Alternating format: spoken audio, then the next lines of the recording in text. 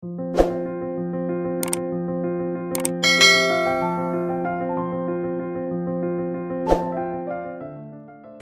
армия! Если что-то и становится все яснее по мере наблюдения за Тэхёном, так это то, что его эмоции никогда не зависели от слов. Задолго до того, как он попытался объяснить, что для него значит любовь, до того, как интервью попросили его дать определение этому чувству или язык заставил его выбрать фразу вместо «я люблю тебя», Тэхён уже выражал это чувство молча. Оно проявляется в том, как задерживается его взгляд. Оно проявляется в таких незначительных моментах, которые легко можно упустить из виду, если не обращать внимания. Для Тэхёна привязанность всегда проявлялась тихо. Она отражается в его выражении лица, в том, как смягчаются его глаза, когда он смотрит на того, кто значит для него больше, чем он может сказать вслух. А когда это человек Чонгук, эту нежность невозможно игнорировать. В том, как Тэхён смотрит на Чонгука, есть что-то безошибочно другое. Это не громкое восхищение, и это не показная игра. Это такое внимание, которое кажется инстинктивным, словно его глаза сами собой движутся, привлеченными чем-то знакомым и успокаивающим. Чонгуку не нужно его вызывать, ему не нужно его требовать. Внимание Тэхёна просто само его находит. Часто Чонгук может вообще ничего не делать, сидеть тихо, слушать, есть, рассеянно реагировать, и Тэхён все равно будет смотреть на него, как будто этот момент заслуживает того, чтобы его запомнили. Это не взгляд, предназначенный для того, чтобы его видели. Скорее, он кажется личным, почти священным, чем-то, о чем Тэхён забывает, что мир может это увидеть. Именно это делает его таким показательным. Потому что люди, которые любят громко, склонны заявлять о своей любви. Люди, которые любят тихо, проявляют ее в моментах, когда не понимают, что за ними наблюдают. Тэхён относится к последним.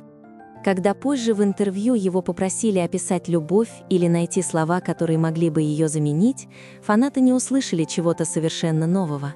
Вместо этого им дали слова для чего-то, что уже существовало годами. Его объяснение не придало смысла, оно лишь подтвердило его. Нежность, о которой говорил Тэхён, идея любить кого-то за то, что он милый, никогда не была просто абстрактным определением. Это было чувство, с которым он жил долгое время. И Чонгук всегда был в центре этого чувства. Не случайно фанаты замечают, как меняется выражение лица Тэхёна рядом с Чонгуком. Его плечи расслабляются, его улыбка становится мягче, менее настороженной. Иногда она появляется еще до того, как Чонгук заговорит, как будто Тэхён уже предвкушает какую-нибудь маленькую, очаровательную реакцию, которая может последовать дальше. А когда Чонгук стесняется, будь то от похвалы, внимания или просто смущения, взгляд Тэхёна снова меняется. Он становится мягче, почти защитным. Такой взгляд, который ты бросаешь, когда перед тобой разворачивается что-то драгоценное, и ты хочешь сохранить это именно таким, какое оно есть. Тэхён однажды объяснил, что находить кого-то милым и находить его очаровательным – это эмоции, которые нельзя разделить. Они подпитывают друг друга. Одно порождает другое. И если применить эту идею к тому, как он наблюдает за Чонгуком, смысл становится глубже. Потому что Чонгук для него не просто милый, он очарователен таким образом, что вызывает что-то нежное и инстинктивное, что-то, что делает реакции Тэхёна искренними и нефильтрованными. Вот почему привязанность Тэхёна никогда не кажется натянутой. Она проявляется в моментах, когда Чонгук неожиданно смеется, а Тэхён улыбается, не осознавая этого. В том, как он слегка наклоняет голову, когда Чонгук говорит, слушая внимательнее, чем с кем-либо еще. В том, как его глаза следят за Чонгуком по всей комнате, даже когда разговор меняется и внимание переключается на что-то другое. В такой сосредоточенности есть преданность. И преданность, если она существует достаточно долго, становится естественной. Тэхён не гонится за вниманием Чонгука, ему это не нужно. Он просто существует рядом с ним, наблюдая, реагируя, чувствуя. И одного этого присутствия кажется достаточно, чтобы порой переполнить его нежностью, настолько, что его выражение лица выдает его. Поклонники часто описывали Тэхёна так, будто он вот-вот рухнет под тяжестью того, насколько милым он находит Чонгука. И хотя это описание может показаться преувеличенным, в нем есть доля правды. И его реакции не драматичны, но они интенсивны в своей тонкости. Небольшая улыбка, затянувшаяся на секунду дольше, чем нужно, взгляд, который задерживается на секунду дольше, чем необходимо, момент, когда он забывает отвести взгляд. Эти моменты рассказывают историю, которую слова никогда не смогли бы передать. Потому что когда кто-то находит другого человека очаровательным просто за то, что он существует, нет необходимости в грандиозных жестах. Любовь становится тихим наблюдением, она становится привычной, она становится той нежностью, которая не требует признания, но которую невозможно скрыть навсегда. И задолго до того, как Тэхён выбрал слово, чтобы описать это, эта нежность уже нашла свой дом.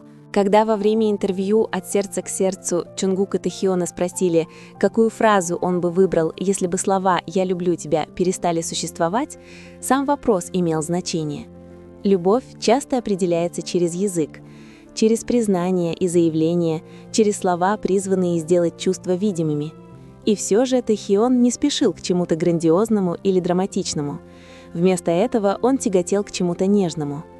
Он выбрал определение, означающее любовь к кому-то за то, что ты находишь его милым.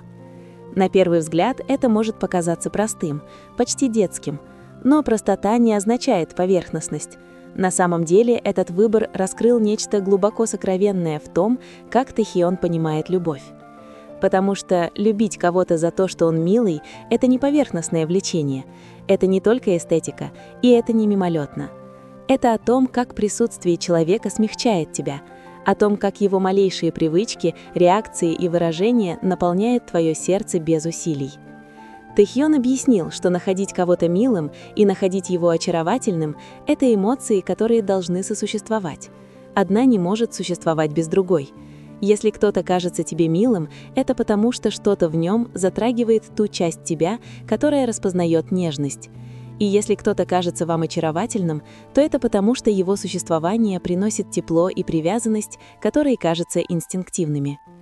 Уже одно это объяснение казалось личным, но если учесть многолетнее поведение Тэхёна, его выбор перестал быть абстрактным и стал казаться глубоко конкретным.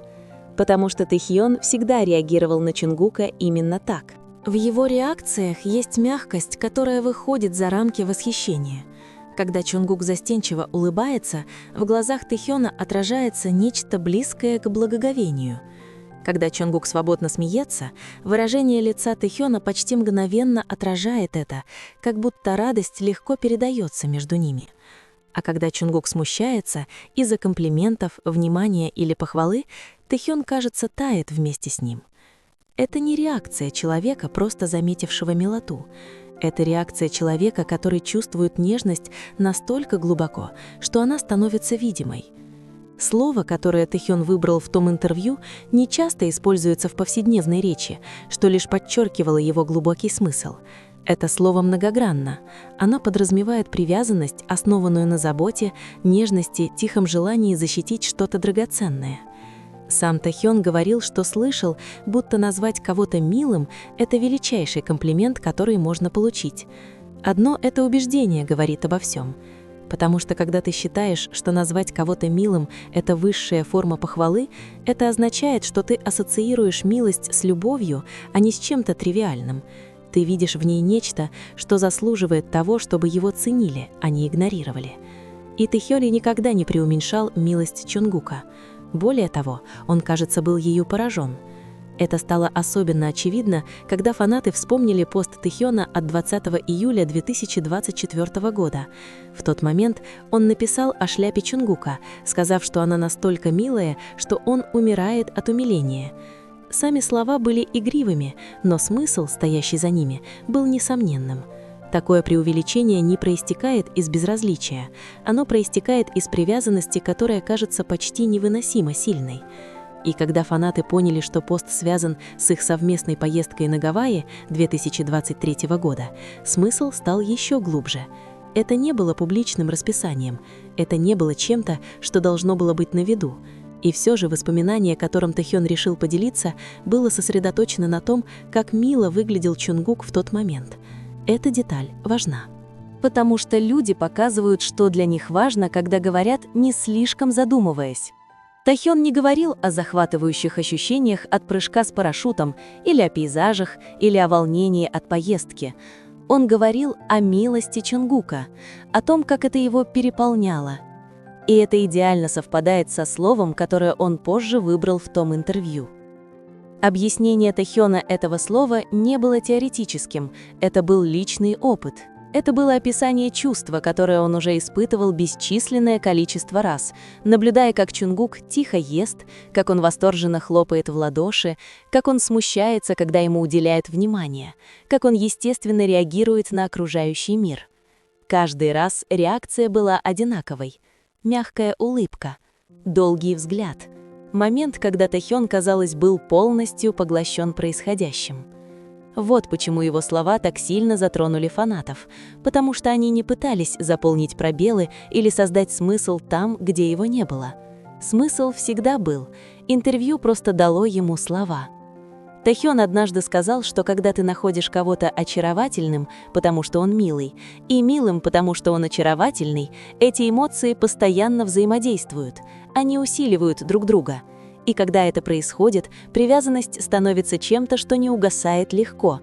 Она становится укоренившейся, знакомой, долговечной. Это описание идеально подходит к тому, как Тахён смотрел на Чонгука годами. Не с мимолетным интересом, не с мгновенным очарованием, но с неизменностью. Есть неизменность в том, как внимание Тахёна возвращается к Чонгуку даже в людных местах, в том, как меняется выражение его лица без сознательных усилий, в том, как его «бо», кажется, Тахён слегка наклоняется ближе, когда говорит Чонгук, словно сама близость приносит комфорт. Вот как выглядит настоящая любовь к кому-то за его привлекательность. Она не требует признания, она не ищет подтверждения своей значимости, она просто существует, вплетаясь в повседневные моменты и небольшие взаимодействия. Возможно, Тахён не произносил имя Чонгука во время того интервью, ему это было не нужно, потому что для тех, кто наблюдал за ним достаточно долго, связь уже была очевидна. Выбранное им слово несло в себе нежность. И эта нежность всегда имела знакомое лицо. В жизни бывают моменты, которые остаются яркими не из-за того, где ты был, а из-за того, с кем ты был. Для Тахёна воспоминание, которым он решил поделиться с Гавайев, определялось не небом, океаном или адреналином от прыжка с высоты. Оно определялось чем-то гораздо более сокровенным – шляпа Чонгука. 20 июля 2024 года Тахён опубликовал простое сообщение вместе с фотографией, которая показала, что они вместе прыгали с парашютом во время частной поездки на Гавайи в 2023 году. Его слова были незамысловатыми, почти игривыми. «Это так мило, я умираю от умиления». И все же в этой простоте таилось чувство, которое казалось невероятно искренним. Потому что люди не помнят мелочей, если эти мелочи не несут в себе смысла. Из всей поездки, полной волнений и незабываемых впечатлений, Тахён решил вспомнить, как мило выглядел Чонгук в тот момент. Не просто мило, а мило до такой степени, что это переполняло его. Мило настолько, что это вызывало у него сильные чувства, требующие выражения, даже если это выражение появилось спустя долгое время после того, как момент прошел. Именно такие воспоминания хранит привязанность. Гавайи не были публичным событием. Они не предназначались для анализа или интерпретации фанатами. Это было что-то личное, что-то, чем тихо делились два человека вдали от камер и ожиданий. И все же, когда Тахён решил рассказать о том времени, он не сосредоточился на себе, он сосредоточился на Чонгуке. Этот выбор говорит о многом. Потому что, когда человек глубоко тронут другим человеком, даже его воспоминания сосредотачиваются на нем. Остаются не драматичные детали, а нежные, личные. То, как кто-то выглядел, как он улыбался, как что-то такое простое, как шляпа, могло наполнить ваше сердце радостью. Слова Тахёру в тот день перекликались с определением, которое он позже выбрал в своем интервью. Любить кого-то, потому что ты находишь его милым, не потому что он пытается быть таким, не потому что он притворяется, а потому что его естественное существование вызывает нежность без усилий. Чонгук не позировал в тот момент, он просто был самим собой, и это, больше всего остального, похоже, повлияло на Тахёна. Фраза «я умираю» может звучать драматично, Но в фандомном языке она часто означает нечто очень конкретное – быть переполненным любовью. Это такая реакция, когда эмоции выплескиваются быстрее, чем ты можешь их сдержать. И Тэхён всегда так реагировал на Чонгука – мягко-драматично, инстинктивно-выразительно, без прикрас. Этот пост не был исключением. Он органично вписывался в схему, существовавшую годами. Было бесчисленное множество моментов, когда реакции Тэхёна на Чонгука казались несоразмерными тому, что происходило на поверхности. Легкая улыбка вызывала долгий взгляд. Застенчивая реакция приводила к смягчению выражения лица. Игривый жест встречался с теплотой, которая оказалась почти слишком нежной для этого момента. Но если взглянуть на это через призму воспоминаний о Гавайях, эти реакции обретают смысл, потому что когда кто-то находит другого человека бесконечно очаровательным, ни один момент не кажется незначительным. Все становится достойным внимания. Каждая деталь становится чем-то, что нужно беречь. Тэхёну не нужно было, чтобы Чонгук был необыкновенным в тот момент. Ему нужно лишь, чтобы он был Чонгуком. И именно это сделало этот момент незабываемым. Тот факт, что Тэхён публично поделился этим воспоминанием спустя долгое время после того, как оно произошло, говорит о том, что чувство никогда не угасало. Оно оставалось ярким, сохраненным благодаря нежности. Он не забыл, как выглядел Чонгук. Он не забыл, что чувствовал. И он не стеснялся выражать это, когда воспоминание всплывало. Так проявляется искренняя нежность. Она не исчезает со временем, она углубляется. Возможно, она становится тише, но никогда не теряет своей интенсивности. Поклонники, увидевшие этот пост, сразу же связали его с тем, как Тэхён говорит о любви. Потому что любить кого-то за его миловидность – это не про один момент, это про то, как эти моменты остаются в сердце надолго после того, как они прошли. Воспоминание Тэхёна о Чонгуке на Гавайях не было громким, оно не было явным, но оно было честным. А честность часто раскрывает больше, чем когда-либо могло бы раскрыть намерение. Вот почему образ Чонгука в этой шляпе в сочетании со словами Тэхёна показался мне окном в нечто глубоко личное. Он продемонстрировал, как Тэхён помнит Чонгука, когда никто не видит, как даже в моменты, которые должны были быть захватывающими или незабываемыми, Чонгук больше всего его поразила именно миловидность. Такая привязанность не ищет внимания, она просто существует, и она незаметно формирует то, как человек помнит мир. В конце концов, пожалуй, самое поразительное во всем этом не то, что сказал Тэхён, а то, что ему вообще не нужно было говорить. Потому что любовь не всегда проявляется словами.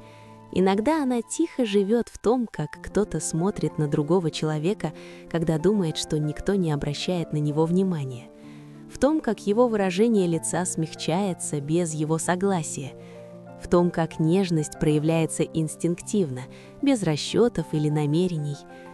Понимание любви Тэхёном, любить кого-то, потому что он кажется тебе милым, никогда не было просто определением. Это было отражением того, что он уже пережил. Что-то видимое в каждом затяжном взгляде, каждой неприкрытой улыбке, каждом моменте, когда одного присутствия Чонгука было достаточно, чтобы заставить его забыть обо всем остальном мире. Ему не нужно было объяснять, для кого предназначено это слово, ему не нужно было прояснять свои мысли, потому что его глаза уже сделали за него всю работу задолго до того, как язык смог это понять. Находить кого-то очаровательным, потому что он милый, и милым, потому что он очаровательный – это не поверхностная привязанность, это преданность, основанная на близости, комфорте, тихой радости от простого наблюдения чьим-то существованием. И именно это делает ее такой искренней, такой долговечной. Тэхён всегда проявлял такую любовь не через признание, а через постоянство – через внимание, которое никогда не ослабевает, через реакции, которые невозможно отрепетировать, через нежность, которая проявляется даже когда он пытается сохранять спокойствие. И, возможно, именно поэтому эти моменты так глубоко отзываются в душе, потому что они напоминают нам, что самые чистые чувства часто не просят о себе знать, но оставляют самое сильное впечатление, что любовь не всегда должна быть громкой, чтобы быть настоящей, что иногда самое значимое признание — это взгляд, который задерживается всего на секунду дольше, чем нужно. Возможно, Тэхён выбрал слово вместо «я люблю тебя», но на самом деле он уже все это время показывал его смысл.